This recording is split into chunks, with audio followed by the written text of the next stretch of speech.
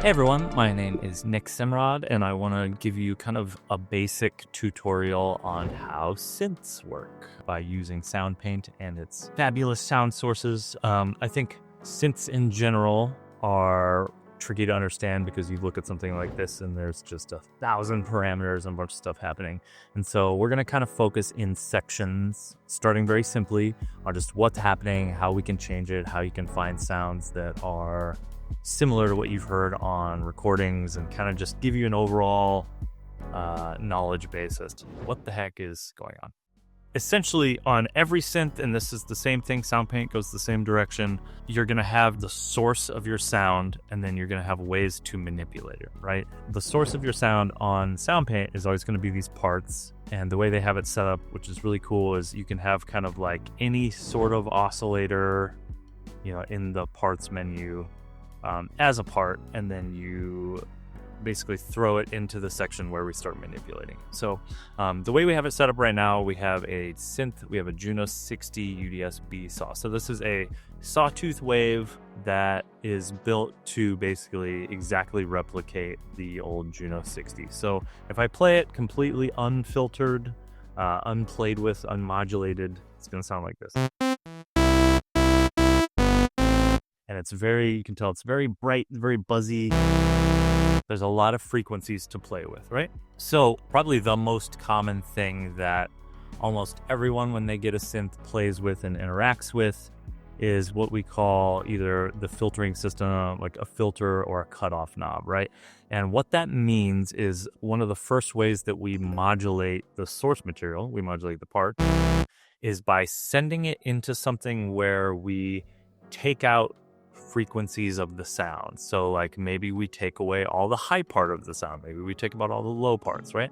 So what I'm going to do is I'm going to start by choosing a filter, and I'm going to choose a low pass, let's see, mode D. It's like a Model D 70s style low pass filter. As we move this cutoff, what's happening is we're changing the frequency by which it's being filtered. And what that means is you're essentially sending this very bright sound through something where some of the frequencies are going to be allowed through and some are going to be stopped. It's just like a filter works, like if you're trying to filter something in non-synth planet. Same thing's happening here. The filter is all the way open, so it's essentially like I'm just pouring everything through it, nothing's being filtered. And then as I move the cutoff knob, now as I've moved it low, the high part of the sound isn't there anymore. You're just hearing the kind of low piece of that same sound. It's still the same sound. We've just altered which part of it you're hearing, right? So that's something interesting to mess around with, because once you start moving the cutoff knob on its own, you start hearing kind of familiar synth tones. And this is where, again, very common, memorable synthesis things happen by modulating frequencies, by modulating parts of the synth. And the cutoff is a very common modulation, right? You're going to hear me talk about automation in future videos on this topic, but for now, we're just going to be changing it. We're going to be modulating it. So just to make this a bit easier, I'm going to right-click on cutoff. I'm going to go Add MIDI CC Automation. I'm going to move my mod wheel, and I'm going to have this be all the way. So mod wheel is doing this, CC1, I press OK. So now you can tell as I move the mod wheel up and down, the cutoff changes, right? So I can play.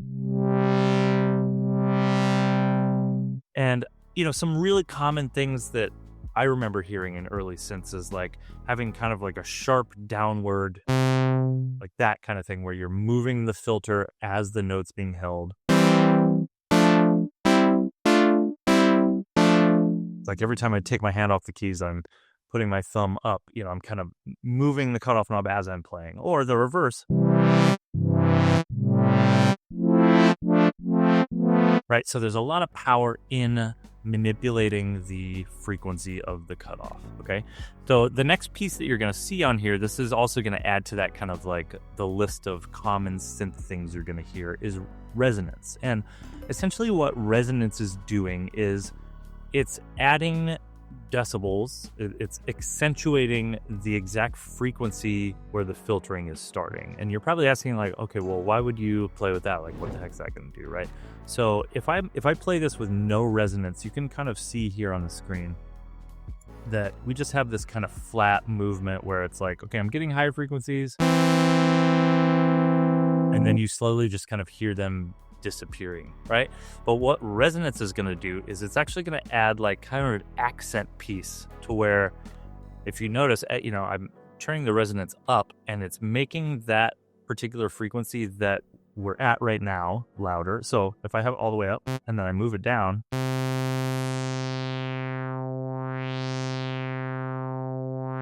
kind of hear this like that tone is slightly more brighter and buzzy at the point that we are moving around at, right? Like if I turn this pretty high, you should hear it even. So you get that kind of like lasery sounding thing, right? And it, as we move the cutoff knob, it's moving that around.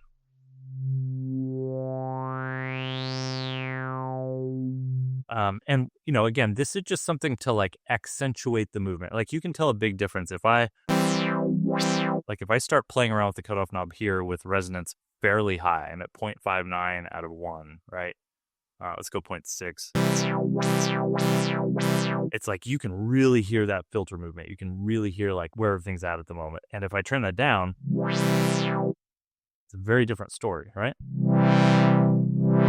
You still hear the movement, but you're not hearing anything being accented. So resonance I like to kind of think of it as like it's like a spice. It's like something where we're just changing the character of what's happening with the cutoff knob, right? So from there, I think something just to think about, and again, we're going to discuss this in future videos, but a cutoff is just something to kind of shape the sound that you're hearing. And there's a lot of power in, just finding a spot and leaving it, but there's also power in manipulating that cutoff. Let's talk about some other filter types just so we can kind of know what they're going to give you. So this particular type of filter model is called a low pass filter. So again, we're letting all the lows pass through, and when I change the cutoff frequency, it's blocking everything above it, right? So we can actually flip that scenario where if we pick a high pass filter, now what's going to happen is everything that's below the frequency of the cutoff knob is actually going to be filtered, and we're going to let the highs pass through. That's why it's called a high pass.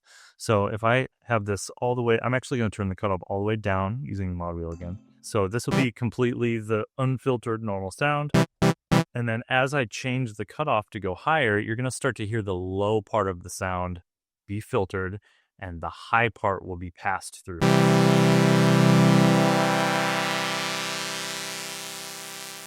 So once we get up here, you're only getting that high frequency part of the sound. It's still all happening.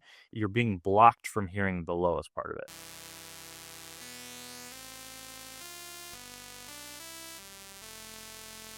Now, a big piece of this is kind of just like which character do you prefer? Because, in Synth Planet, I feel like there's just different uses for both of these things. Like, I think having this type of sound, where the lows are kind of being brought back in, like that has a particular kind of bright energy to it. It's like, we're leaving all the highs, we're leaving the kind of like boisterous part of the sound. Whereas when we're in low pass territory, it kind of lets you, we can get pretty calm. Like this filtered,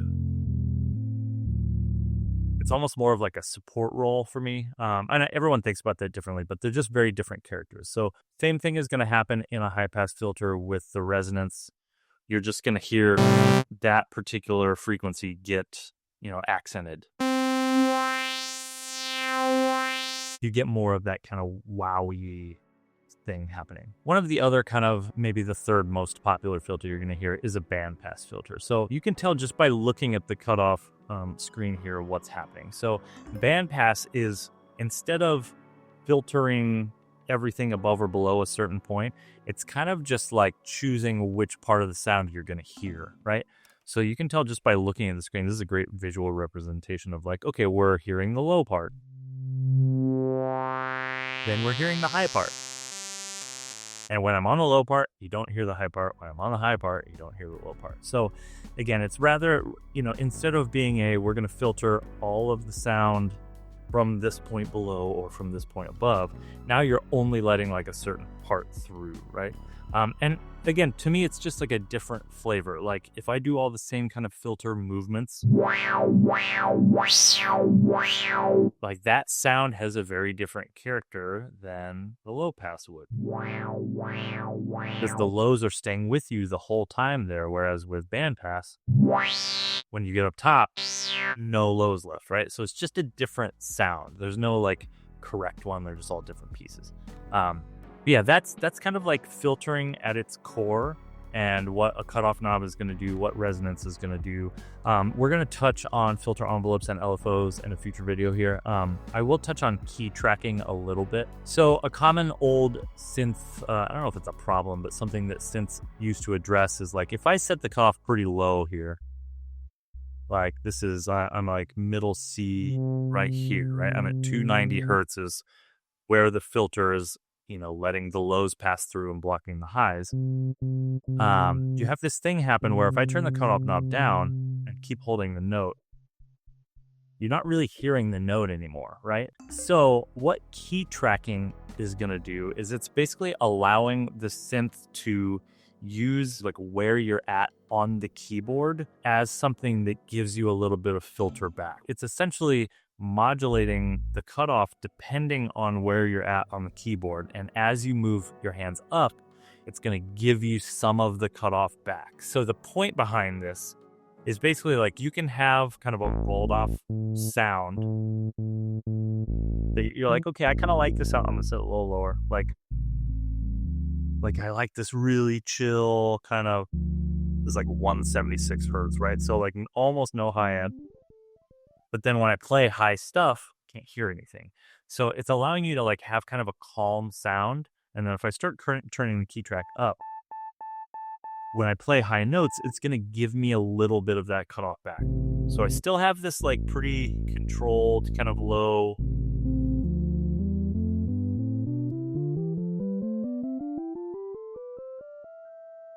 But as I get up the keyboard and move up the notes, I'm not losing out on any notes. So key tracking is kind of our like introduction to what I was talking about earlier, which is automation. It's being able to essentially have different parts of the synth manipulate this cutoff knob and like change it for you while you're playing. It's almost like you're hiring little invisible people to like turn knobs for you, right? And I think this is a situation where it becomes very useful. So we'll dive into LFOs and envelopes in a future video. But yeah, hopefully this kind of demystifies filtering a little bit for you. And yeah, give it a shot and hope you dig it. Cheers, y'all.